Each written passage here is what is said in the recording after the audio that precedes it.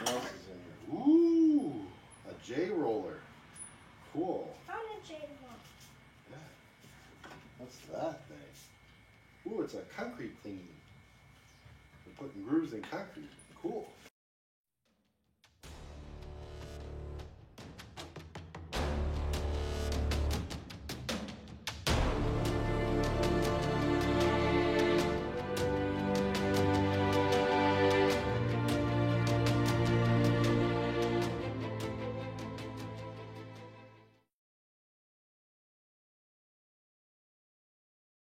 Okay, to my loyal subscribers, I know this isn't sexy or exotic, but it is critical to obtaining good quality, old tools, and free hardware for free putsy projects. If you're a project junkie like me, this activity is a must. Free or inexpensive stuff from garage sales is the way to go.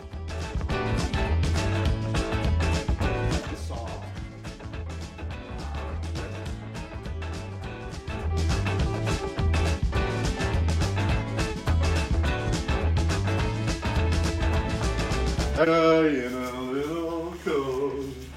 That guy in a little coat.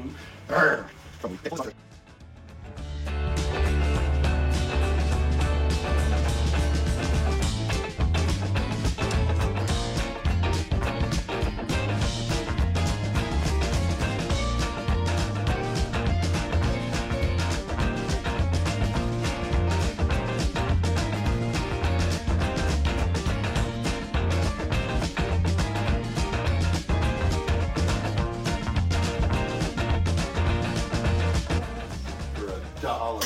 That's really exciting to your dad. And look what else I got. A gas can. This is that's our DVD game. It's a board game you play.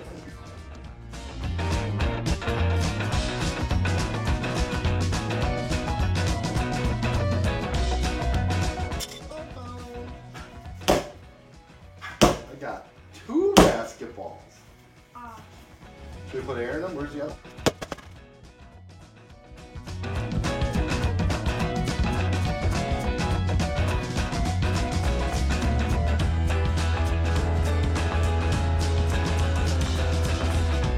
So I refurbished this basketball hoop the year I bought this house. I've never bought a basketball because my kids were too young to throw it. It was a score to get 2 basketballs, so what the heck? I think my kids are old enough. Even I had a great time trying them out.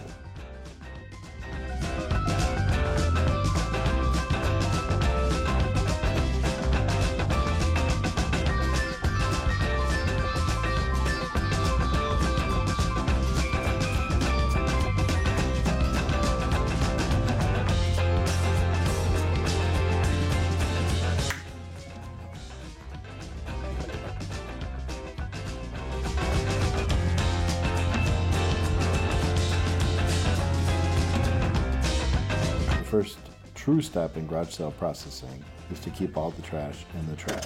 And the crowning achievement of bringing the sprayer. You can put that right in that bucket right there. See, I told you this is so exciting. Is this not exciting or what? Okay. All right, so let's put this in the bucket there. I think that's all the junk.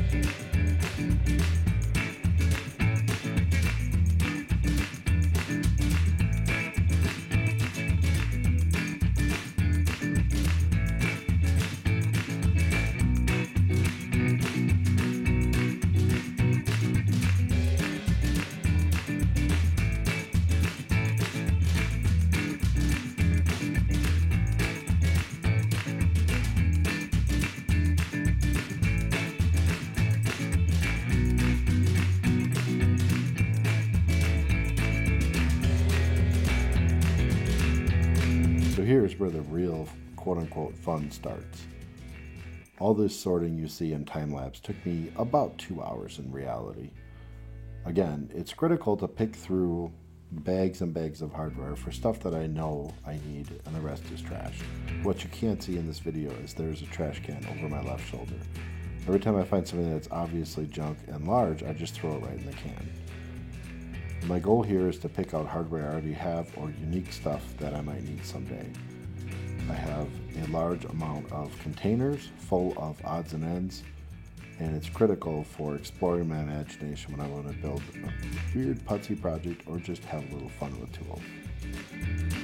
This might seem utterly monotonous, but understand you're looking at $500+ of hardware that I got for about $8. If you were to do a project and go to the hardware store, you would spend $20 or $30 in every project. I can basically do it for free, and for me, that's half the fun.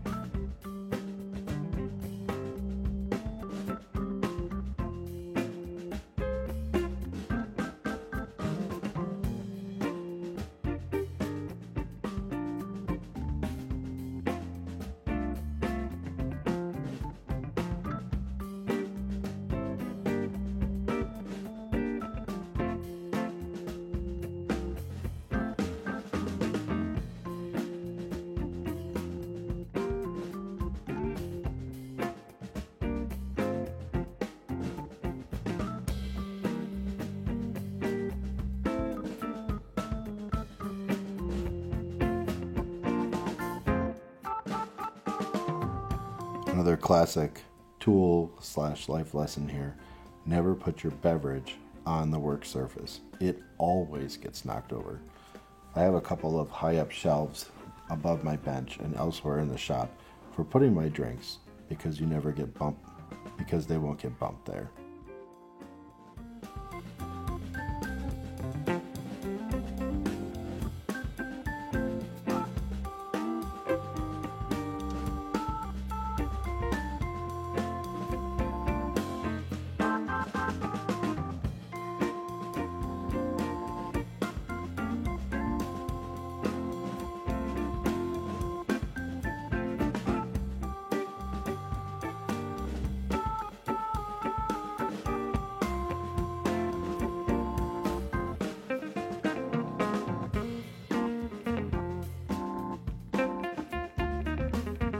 So if you're still with me watching this, understand the process I'm going through. I'm picking all the weird stuff and giant stuff first. Then I do the medium stuff.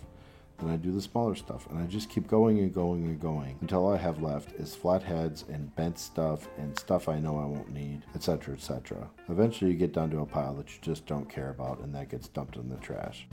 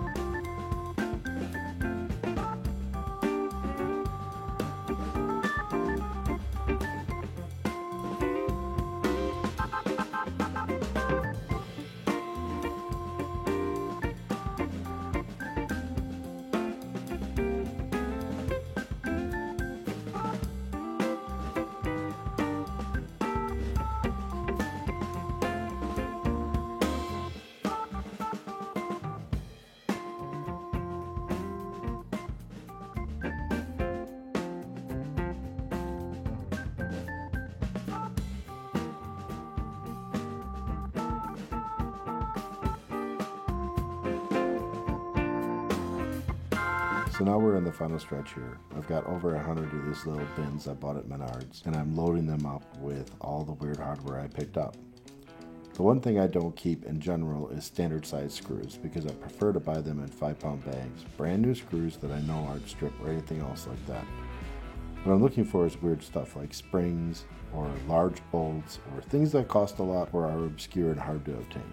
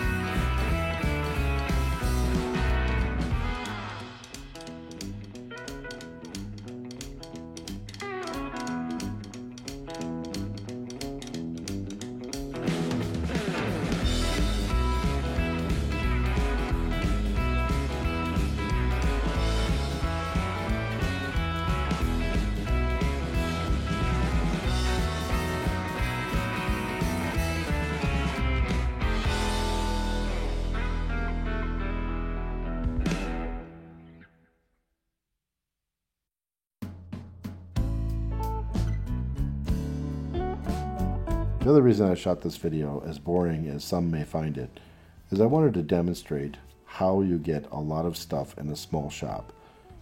After years of experimenting, the method I came up with is filing cabinets and toolboxes.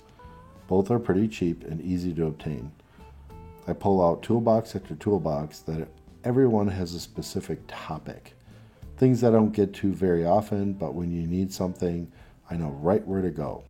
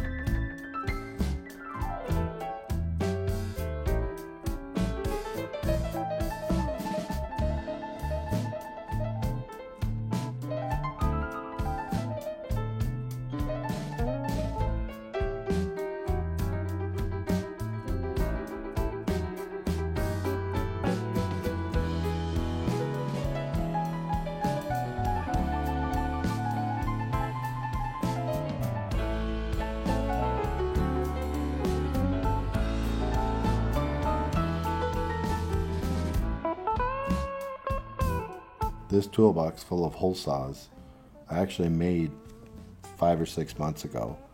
All the hole saws, which are probably worth $20 to $50 a piece, I filled this summer from 5 different garage sales. The big score was from a welding supply company that went out of business. I could never afford to have this many hole saws, especially in these sizes. Nothing in this case is under 1.5 inches in size. These are all monster ones.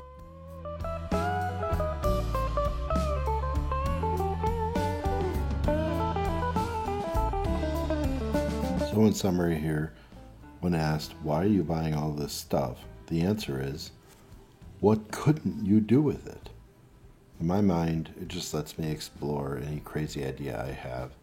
And if it ends up being garbage, I can just throw it all out and there's no harm done.